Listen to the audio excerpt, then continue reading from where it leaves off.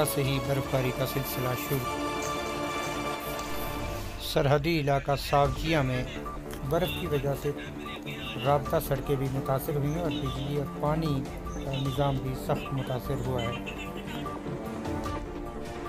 गाड़ियों की आमदोरफ्त और बिजली का निज़ाम भी चरम गरम हुआ है। मज़ीद तफसीलात देखें इस रिपोर्ट।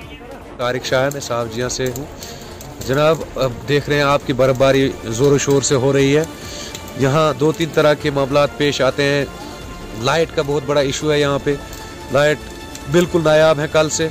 जब थोड़ा सा बादल चढ़ जाता है तो लाइट बंद हो जाती है और हम चाहते हैं कि इंतज़ामिया इस पर ज़रा फोकस दे, लाइट का निज़ाम जो है वो बेहतर रहे।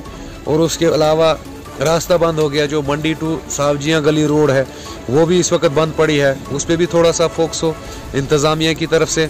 और सबसे बड़ा मेन इशू ये है कि ये बर्फ़ जो शुरू हो गई है ये 2 और 3 महीने तक के लिए रह सकती है और बहुत ज़्यादा बर्फबारी हो सकती है। तो इसमें हमें जो है राशन का स्टॉक चाहिए, जो 2-3 महीने के लिए यहाँ सरकारी डिपो के अंदर राशन रहे, ताकि राशन अगर स्टॉक होगा तो डीलर किसी भी वक्त राशन देना शुरू करेगा।